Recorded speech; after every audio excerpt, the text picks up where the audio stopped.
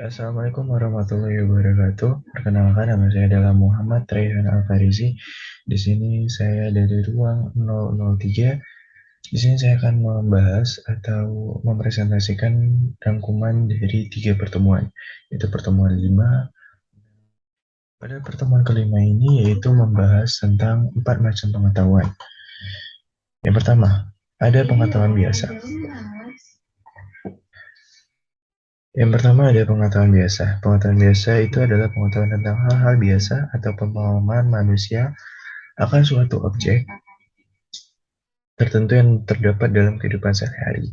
Pengetahuan biasa disebut dengan istilah common sense atau common sense ini diperoleh dari pengalaman sehari-hari. Contohnya, air digunakan untuk menyiram tanaman, musim kemarau yang panjang akan menyebabkan kekeringan, dan lain sebagainya. Yang kedua, ada pengetahuan ilmiah. Pengetahuan ilmiah adalah ilmu yang memperoleh pengetahuannya dengan menggunakan metode-metode tertentu. Pengetahuan tersebut diperoleh melalui observasi, eksperimen, dan klasifikasi. Contohnya adalah bumi berputar pada porosnya, air termasuk unsur penting dalam tubuh manusia, dan lain sebagainya. Yang ketiga ada pengetahuan filsafat. Pengetahuan filsafat ini adalah pengetahuan yang diperoleh dari pemikiran yang bersifat kontemplatif dan spekulatif. Filsafat membahas hal yang lebih luas dan mendalam.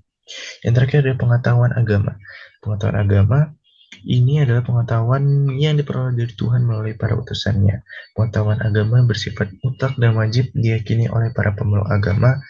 Pengetahuan ini berisi ajaran tentang cara berhubungan dengan Tuhan dan dengan sesama manusia serta informasi mengenai hari akhir.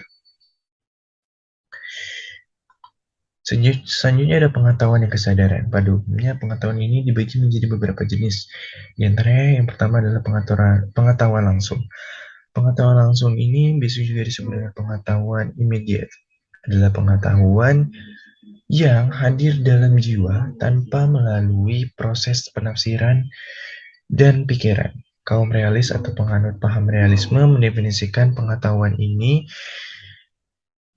seumumnya dibayangkan bahwa kita mengetahui sesuatu itu sebagaimana adanya, seperti realitas-realitas yang telah dikenal sebelumnya, seperti pengetahuan tentang pohon, rumah, binatang, dan beberapa individu manusia. Yang kedua ada pengetahuan tak langsung. Pengetahuan tak langsung ini juga bisa disebut dengan pengetahuan mediated atau hasil dari pengaruh interpretasi dan proses berpikir serta pengalaman-pengalaman yang lalu. Apa yang kita ketahui dari benda-benda eksternal banyak berhubungan dengan penafsiran dan penerapan pikiran. Yang ketiga ada pengetahuan indrawi. Pengetahuan indrawi ini adalah sesuatu yang dicapai dan diraih melalui indera-indera lahiriah. Sebagai contoh, kita menyaksikan satu pohon, batu, atau kursi. Dan objek-objek inilah yang masuk ke alam pikiran melalui penglihatan akan membentuk pengetahuan kita. Tanpa diragukan lagi bahwa hubungan kita dengan alam senar melalui media-media indera lahiriah ini saling berhubungan. Tetapi pikiran kita tidak seperti klise foto, yang dimana gambar-gambar dari apa yang kita ketahui dia lewat indera-indera tersimpan di dalamnya. Selanjutnya yang keempat adalah pengetahuan konseptual. Pengetahuan konseptual ini itu juga tidak terpisah dari pengetahuan indrawi. Pendengaran manusia secara langsung tidak dapat membentuk suatu konsepsi-konsepsi tentang objek-objek dan perkara-perkara eksternal. Seperti tentang objek-objek berhubungan dengan alam eksternal, alam luar, dan konsepsi saling berhubungan satu dengan yang lainnya. Dan pemisahan di antara keduanya berupa aktivitas pikiran. Yang kelima ada pengetahuan partikular. Pengetahuan partikular ini berkaitan dengan suatu individu, objek-objek tertentu atau realitas-realitas khusus. Misalnya, ketika kita membicarakan satu kitab atau individu tertentu, maka hal ini berhubungan dengan pengetahuan partikular itu sendiri. Yang terakhir, atau yang keenam, ada pengetahuan universal. Pengetahuan yang meliputi keseluruhan yang ada, seluruh hidup manusia, misalnya agama dan filsafat. Selanjutnya ada kesadaran. Kesadaran ini adalah suatu tingkat kesiagaan individu pada saat ini terhadap stimulus internal dan eksternal, yaitu terhadap peristiwa-peristiwa lingkungan dan sensasi tubuh, memori, dan pikiran. Dalam pengertian ini tentu saja ada hubungan dari lingkungan serta diri sendiri melalui panca indera lainnya dan mengadakan pembatasan terhadap lingkungan serta diri sendiri melalui perhatian. Selanjutnya ada jenis-jenis kesadaran. Nah, jenis-jenis kesadaran ini ada dua.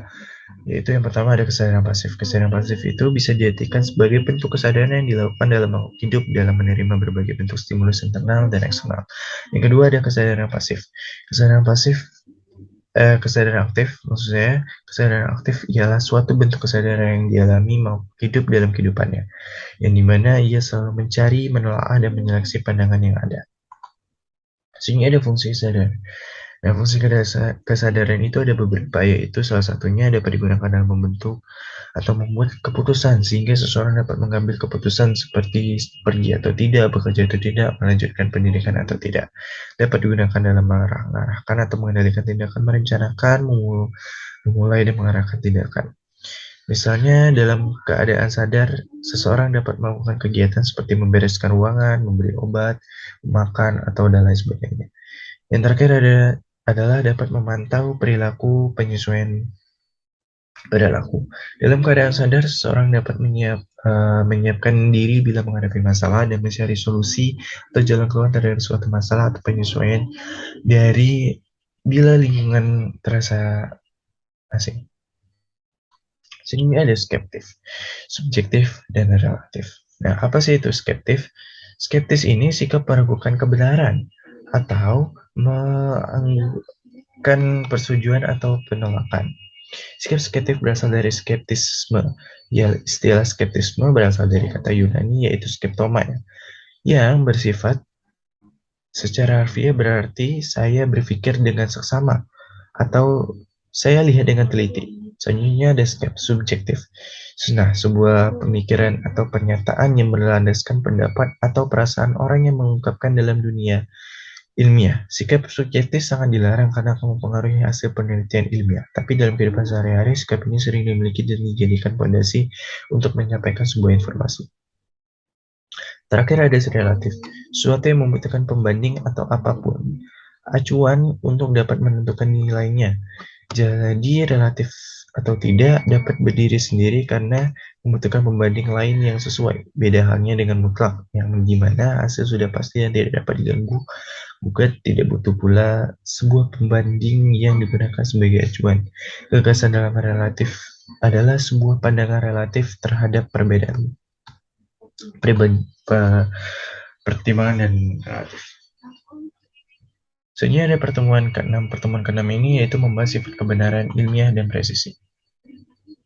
Nah, kebenaran ilmiah ini terdiri dari dua kata. Yang pertama adalah kebenaran, dan kedua adalah ilmiah. Menurut KBBI, arti kebenaran adalah keadaan atau hal dan sebagaimana yang cocok dengan keadaan yang sesungguhnya.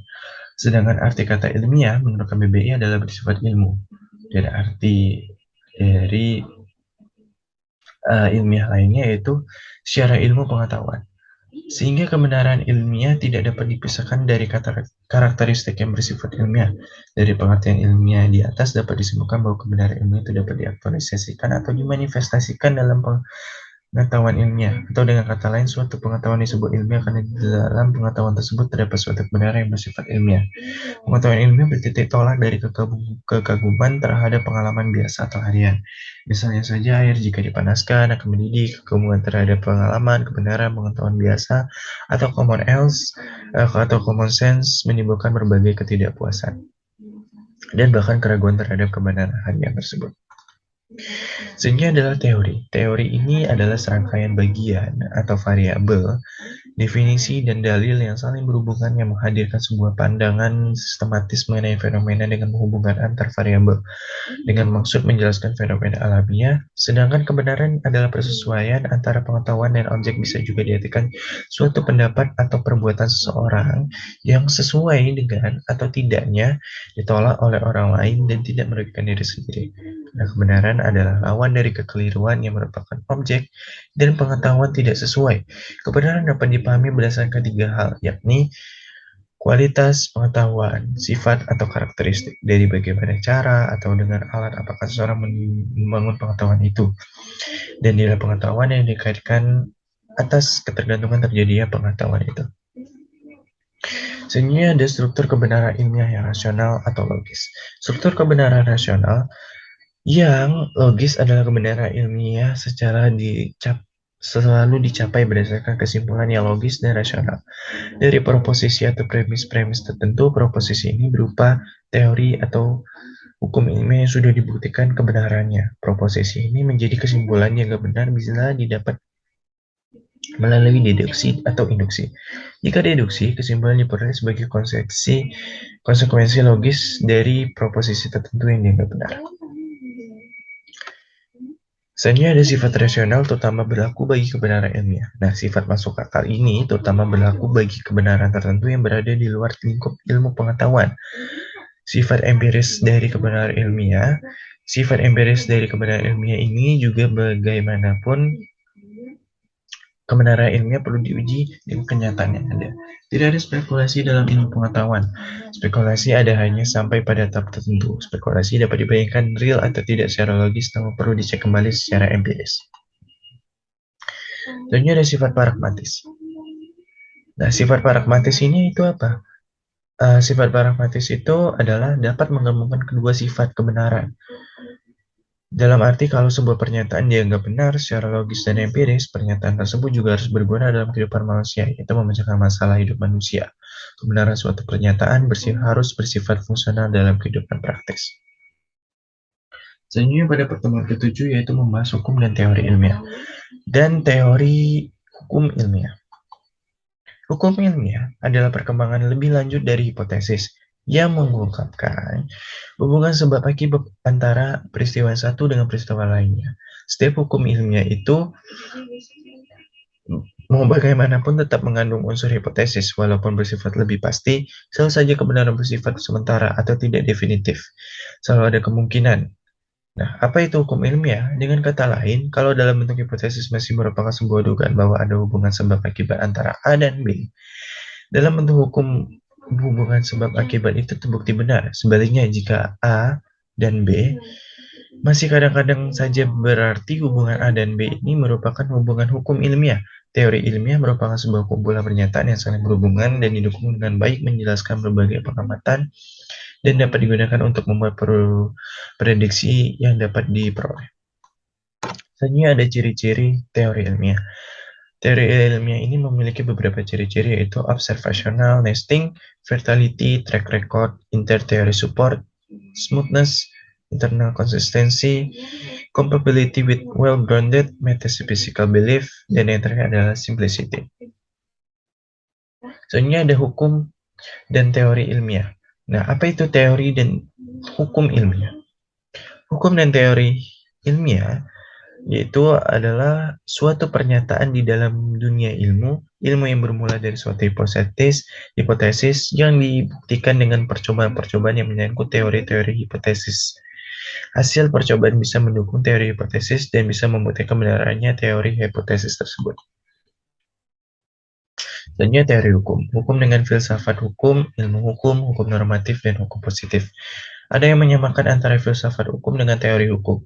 Menurut Imre Lakatos, teori adalah hasil pemikiran yang tidak akan musnah dan hilang begitu saja. Pada dasarnya merupakan keanekaragaman dalam sebuah penelitian. Baik, sekian dari saya rangkuman dari 3 pertemuan, yaitu pertemuan 5, 6, dan 7. Saya kira wabillahi taufiq wal hidayah. Wassalamualaikum warahmatullahi wabarakatuh.